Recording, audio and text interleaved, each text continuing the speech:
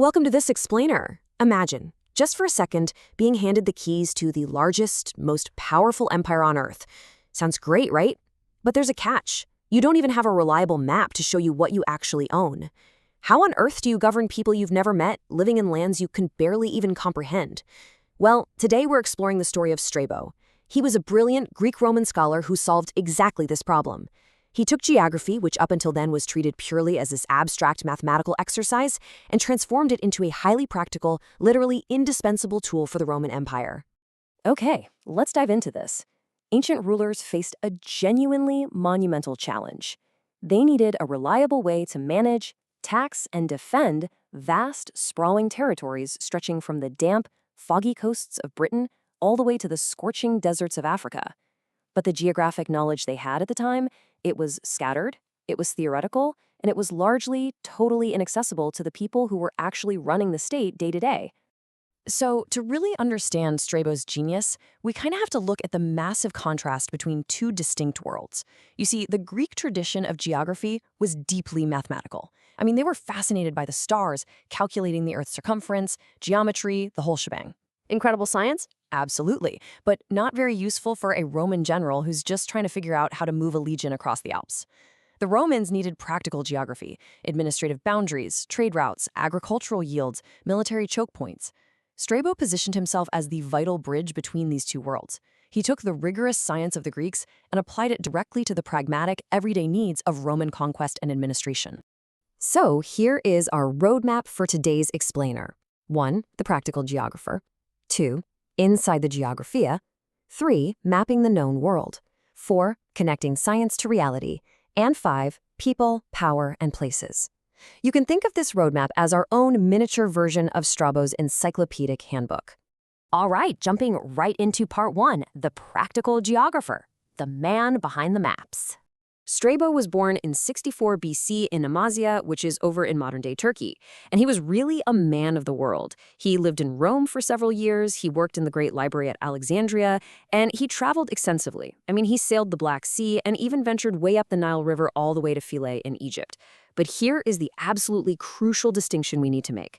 Unlike the Greek scientists before him, who wrote for, pure academic inquiry, Strabo had a very specific audience in mind. He wrote exclusively for the educated Roman statesman and the military commander. And because his audience needed hard, practical intelligence, Strabo basically pioneered something called chorology. Simply put, this is the study of specific regions. Instead of just listing off coordinates, Strabo wanted to explain the unique, distinct character of a place. He carried forward the historical and descriptive traditions of earlier scholars, guys like Homer, Hecataeus, and Herodotus. And he famously argued that you simply cannot separate the history of a country from its geographic description. They are intimately, permanently intertwined. Now, what's really interesting about this quote is how it captures Strabo's fundamental respect for science. Even though he was a highly practical thinker, this quote shows he firmly believed a geographer had to build upon a really strong mathematical foundation. He relied heavily on the incredibly complex calculations of giants like Eratosthenes, Hipparchus, and Posidonius. Yet, at the exact same time, he fiercely defended the poet Homer as the true founding father of all geographical knowledge. He was blending literature, history, and math into one cohesive worldview. Moving right along to Section 2, Inside the Geographia, the Administrator's Guide. Get this, Strabo wrote 2 massive works in his lifetime, mostly from his native city of Amasya. The first was his historical memoir, which was an astonishing 43-volume history covering the world all the way from the fall of Carthage right up to the death of Julius Caesar.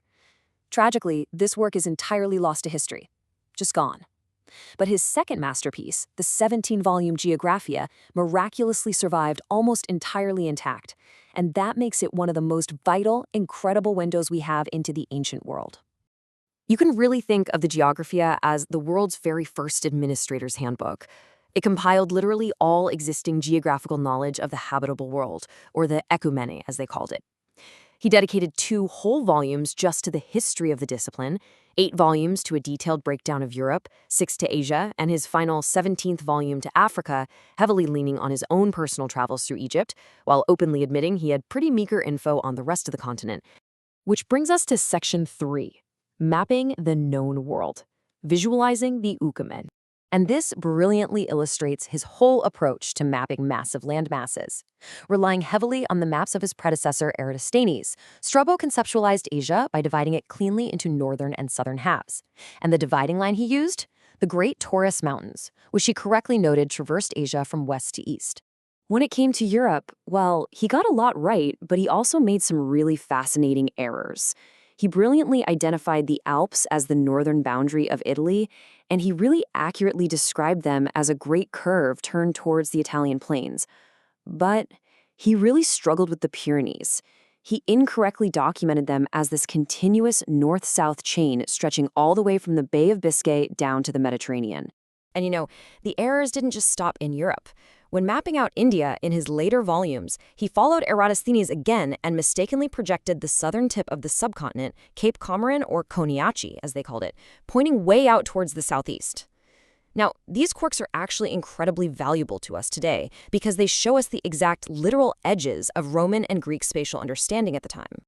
All right, Section 4, Connecting Science to Reality, Reading the Earth. His physical geography was just wonderfully tangible. For instance, he correctly deduced that the annual, totally mysterious flooding of the Nile River was actually caused by heavy summer rains way down in the hilly terrain of Upper Ethiopia. He noticed changing eustatic sea levels, what he called the transgressional and regressional phases of the sea. He correctly recognized Mount Vesuvius as an active volcano long before its infamous eruption, and he astutely pointed out that cooled volcanic ash made incredibly fertile soil, absolutely perfect for growing grapes.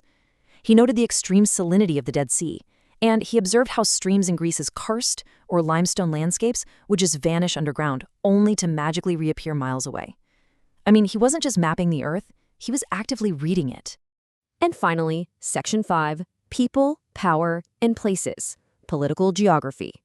So, the crucial point is that Strabo carried forward that old Aristotelian tradition, directly advising Roman statesmen on how to actually maintain their power.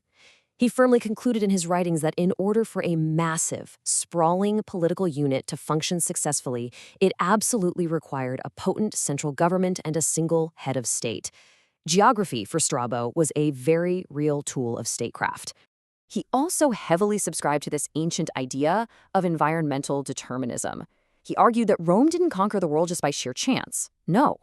He posited that Italy's central position right in the middle of the Mediterranean, its naturally defensive, safe borders, and its perfectly balanced climatic regime naturally destined it to become the core of a global empire. To the Romans reading his work, this was basically the ultimate geographic validation of their power. And since this was an administrator's handbook, the Geographia extensively cataloged the actual peoples of the empire too. He detailed the tribes of Iberia, the more developed societies of Gaul, and various Libyan tribes with similar habits. He also deterministically argued that European populations were naturally braver.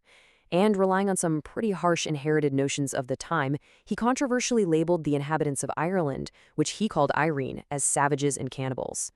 For Roman commanders, this catalog, biases and all, served as crucial cultural intelligence for navigating the far edges of their known world. Strabo's legacy is absolutely profound. He is the ultimate bridge, taking the pure abstract mathematics of the Greeks and grounding it firmly into the practical, muddy reality of the Roman Empire.